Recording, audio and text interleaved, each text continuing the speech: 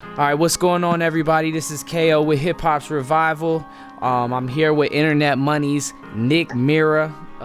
Nick, for those who don't know who you are, let everybody know. Shoot, what's up with y'all? My name is Nick Mira. I am a musician / music producer from Richmond, Virginia. I am 17 years of age, one of the youngest in the music industry right now. If you know anybody younger, let me know. But music producer. Bet. So that answers my next question. Where you from? What's it like growing up where you're from? Do you think that your location slowed down any of your success?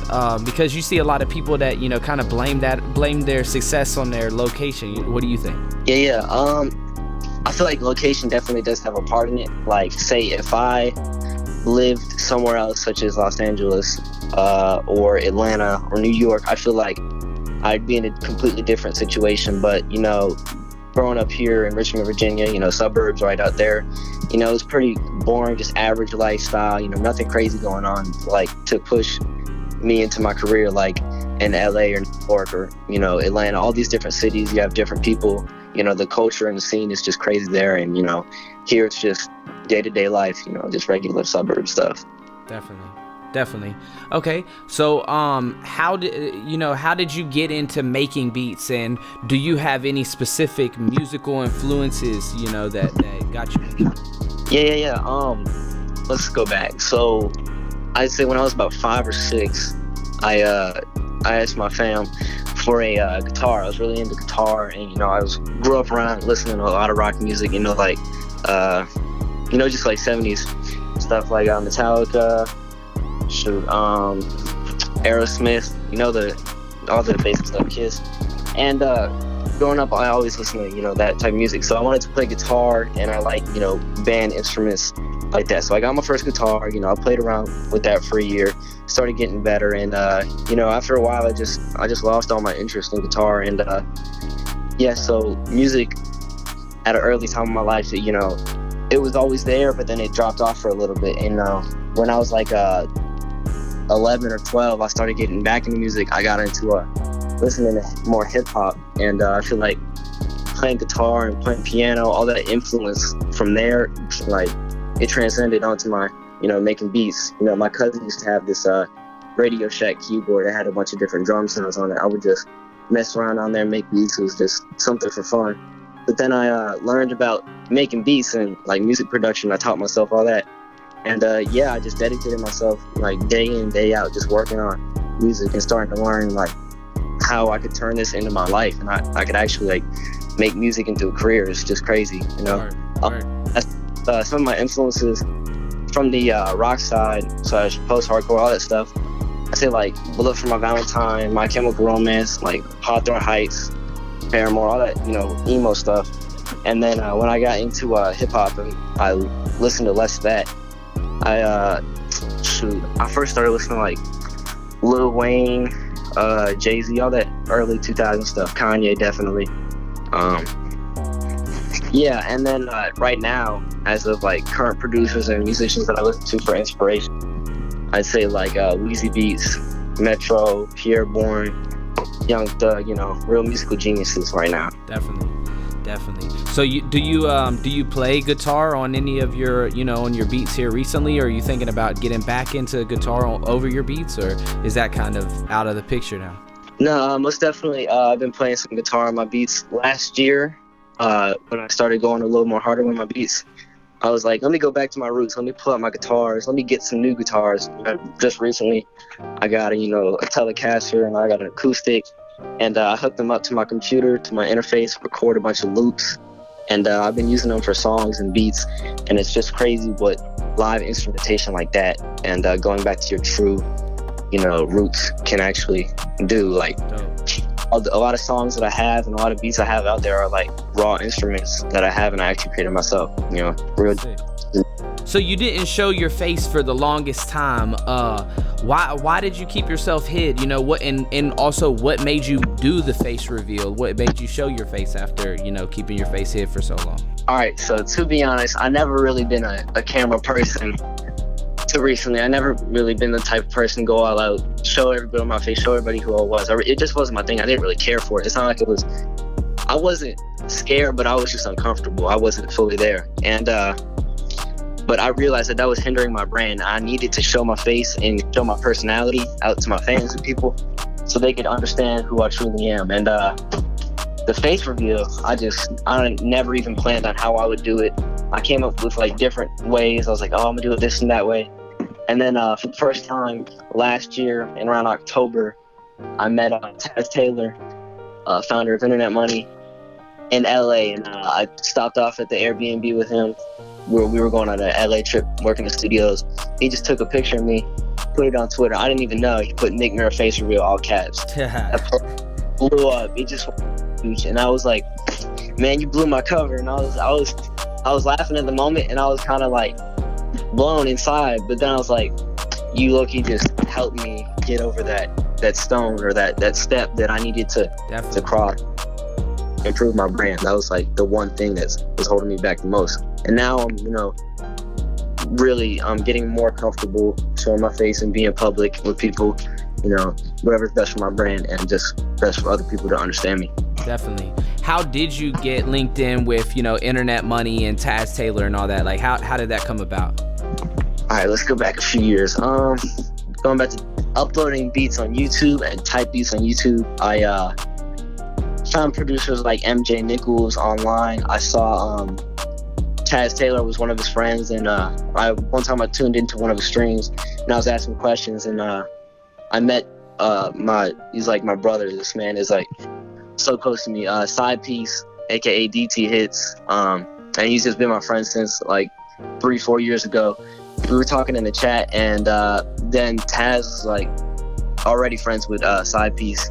And so we were all talking. We got on PlayStation. We started, playing games together, just as homies, not even like music stuff. We were just, building the bond.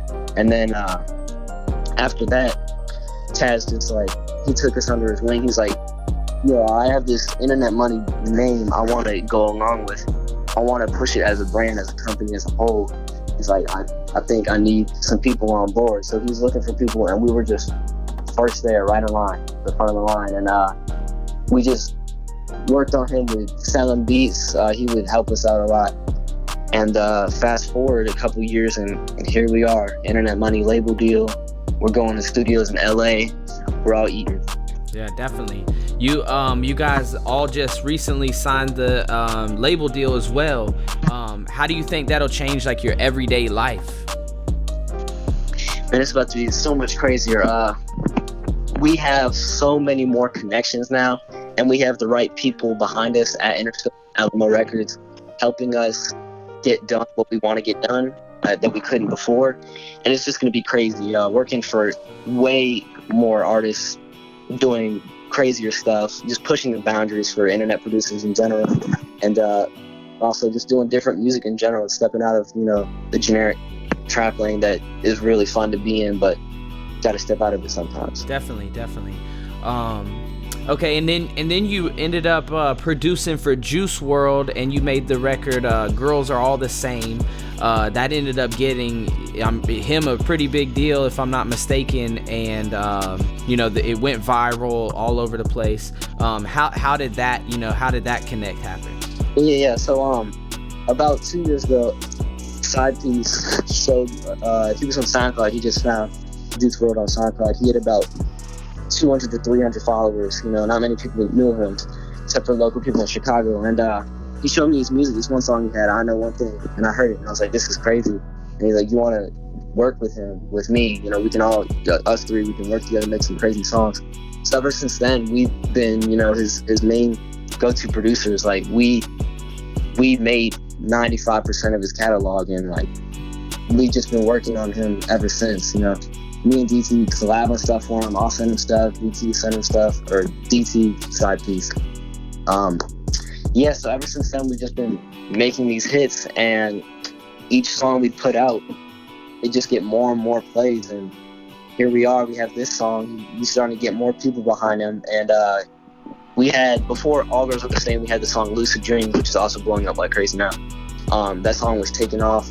It got a lot of new fans onto him, and so he had more buzz. Anyway, we dropped Same, and it just took off on SoundCloud, and we got the attention of, or he did, Juice did, of Cole Bennett, and they got the music video done for that. And now, you know, he's signing a $3 million plus deal with Interscope, and he's just got all this push behind him that he needed this whole time, aside from us. And now the world can, you know, enjoy all his music. Dope. And then right before that, you guys were working with Paris, and he ended up signing with 300. Like, you guys must have a good touch, you know what I mean, with every artist that you guys work with, you know? Yeah. Most definitely. I met Paris through Taz. He knew about him from the song he did, Pulled Up. It was on Elevator, and we were in LA, and he just told him to come through. This was about January. And he told him to come through, and then I met him. We all, Internet Money Squad was there. We made a bunch of songs, made some crazy hit. We dropped Reasons, produced by me and Each Beats. And that song did some crazy numbers. He obviously has the connect with Tyler Grosso, his manager, so he helped him out a lot, get to Post Malone. Post Malone's done some stuff with him. And aside from that, when Paris was out in LA this last time, which I missed out on the trip, but I, you know, helped out from home, they did a whole album together in like 2 days. It was just crazy.